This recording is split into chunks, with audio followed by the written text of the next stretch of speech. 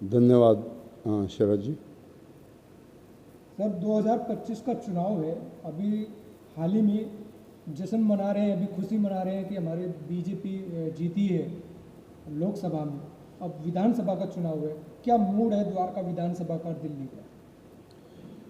दिल्ली का मूड भी अब की बार जो है इस भ्रष्ट और ड्रामेबाज मुख्यमंत्री को बदलने का है।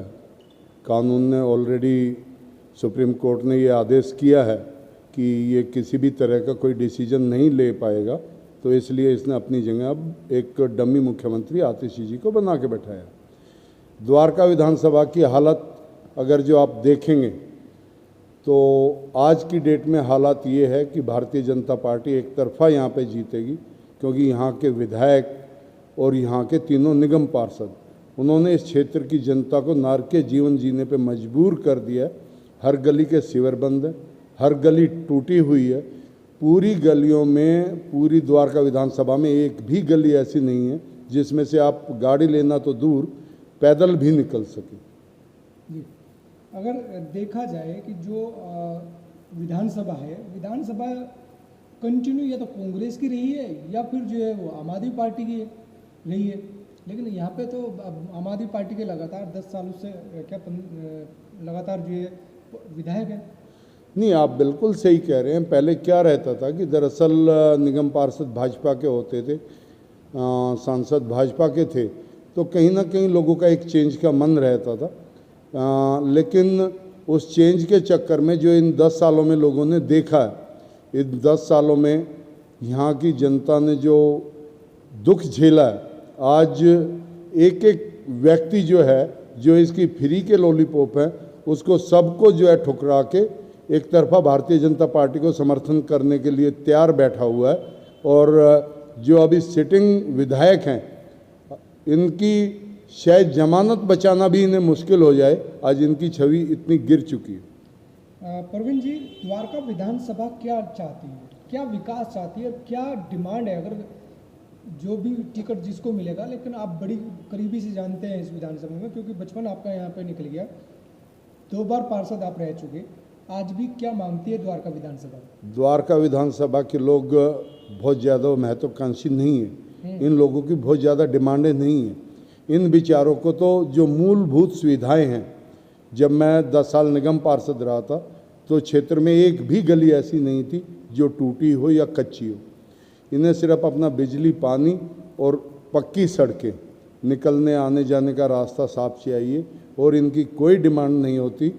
10 साल में रहा, हमारे यहाँ एक भी टूटी हुई गली नहीं थी, लेकिन पिछले इन 7 सालों में एक भी गली ऐसी नहीं बची है जो टूटी ना हो, जिसमें से कोई आदमी सुरक्षित निकल चुके। मेरे वार्ड में तो हालत इतनी बदतर हो चुकी है, जहाँ मैं पहले निगम पार्षद था, कि वहाँ पे एक बुजुर्ग गिर गए, उन्हें 12 टाँके आए हैं मुंह के अंदर, और उनका एक हाथ टूट गया और एक पैर में चोट लगी है। जी, प्रवीण जी, जिस तरीके से आप ये समस्याएं गिनवा रहे हैं, लगता है कि टिकट की दौड़ में परवीन राजपूत? नहीं, ऐसा कुछ नहीं है कि मैं टिकट की दौड़ में हूँ। मैंने अभी तक किसी को कहा भी नहीं है कि मुझे टिकट चाहिए। पार्टी जो निर्णय करेगी, पार्टी को जो उचित लगेगा। अब की बार भारतीय जनता पार्टी की जो हमारा केंद्रीय नेतृत्व है, उनका मन है कि दिल्ली में सरकार बने, और पार्टी ने ये तय किया है कि जो भी सर्वे में अच्छा होगा उसे टिकट दिया जाएगा। तो मैं आपका जो ये सोचना कि परवीन राजपूत टिकट की दौड़ में, मैं कहीं से भी टिकट की दौड़ में नहीं। सर्वे पे पार्टी का जो है नज़र रहती है या क्षेत्र की जो जनता है उस पर नज़र रहती है? नहीं, पार्टी जो है वो क्षेत्र की जनता में से ही सर्वे करती है, और हमारी पार्टी के जो पदाधिकारी हैं उनसे भी राय शुमारी की जाती है। तो दोनों का बहुमत जिसकी तरफ होता है उसी को टिकट मिलता है। अभी सांसद के टाइम पे भी यही प्रक्रिया पार्टी ने अपनाई थी, और हमारी माननीय सांसद जो है बहन कमलजीत सहरावत जी के पक्ष में लोगों ने बहुत ज़्यादा जो है समर्थन व्यक्त किया था, इसलिए पार्टी ने बहन जी को टिकट दिया था। लेकिन देखा जाता है कि सर्वे करा लो, पार्टी कार्यकर्ता भले ही कितनी चद्दरें बिछा लो और दरी बिछा लो, लेकिन जब कोई माहौल बना के दूसरी पार्टी का बंदा दूसरी पार्टी में ज्वाइन कर लेता है टिकट मिल जाती है। द्वारका विधानसभा भी शायद ऐसा होने वाली है। नहीं नहीं, ऐसा नहीं होगा। भारतीय जनता पार्टी में आज तक यहाँ दिल्ली में तो ऐसा कुछ नहीं हुआ, और द्वारका विधानसभा का तो ये रिकॉर्ड रहा है, यहाँ कभी बाहर से आए हुए व्यक्ति को टिकट नहीं दिया गया है। और हमारी पार्टी ऐसा नहीं है, जो समर्थ है वो हमारी पार्टी में जो है जीतने के लिए समर्थ उम्मीदवार हैं। हमारी पार्टी में ऐसे कार्यकर्ता हैं, एक नहीं अनेकों हैं, जो इस द्वारका विधानसभा को जीत के पार्टी की झोली में डाल सकते हैं। तो ऐसा नहीं होगा कि पार्टी किसी को बाहर से यहाँ पे ला के और कार्यकर्ताओं के ऊपर थोपेगी और उसे टिकट देगी। अगर देखा जाए प्रवीण जी, पार्टी आप पर क्यों भरोसा करे, परवीन राजपूत पे क्यों ना परवीन राजपूत पे भरोसा किया जाए कि शायद ही इनको फिर से एक बार टिकट का मौका देकर इनको मैदान में उतारा जाए। नहीं नहीं, मैंने तो कहा ही नहीं पार्टी मेरे पे भरोसा करे। परदुमन जी हैं और भी बहुत सारे लोग हैं जो कार्यकर्ता यहाँ समर्थ हैं, चुनाव जीत सकते हैं। पार्टी को जो भी उचित लगे वो निर्णय करे और उसे टिकट दे। मैंने तो ये एक बार भी नहीं कहा कि मुझे टिकट दे या पार्टी मेरे पे भरोसा करे। पार्टी जो है अपना सर्वे करवाए, जो भी उचित लगे पार्टी को, पार्टी उसे टिकट दे। बहुत अनेकों कार्यकर्ता हैं यहाँ पे, मैंने कहा कि जो पार्टी को ये सीट जीत के उनकी झोली में डाल सकते हैं, और उनमें परदुमन जी भी हैं और भी लोग हैं, तो किसी को भी पार्टी टिकट दे सकती है। मैंने ये नहीं कहा कि पार्टी जो है मेरे ऊपर भरोसा करे या मुझे कंसीडर करे, ऐसा नहीं है। हेलो हेलो जी, द्वारका विधानसभा की बात करें तो भरोसा आम आदमी पार्टी पे कर रही है जनता, कमल पे तो कर नहीं रही है। नहीं नहीं, आम आदमी पार्टी पे भरोसा नहीं कर रही है जनता। जनता को दरअसल जो झूठे सपने दिखाए गए थे शरद जी कि सब कुछ फ्री होगा, इतना विकास होगा, भ्रष्टाचार खत्म हो जाएगा। आप देखिए ना कहाँ भ्रष्टाचार खत्म हुआ, आप देखिए ना कहाँ विकास हुआ, आप देखिए ना कि उनका सांसद का कैंडिडेट जो यहाँ के विधायक का पिता है वो कितनी बुरी तरह से द्वारका से हार के गया।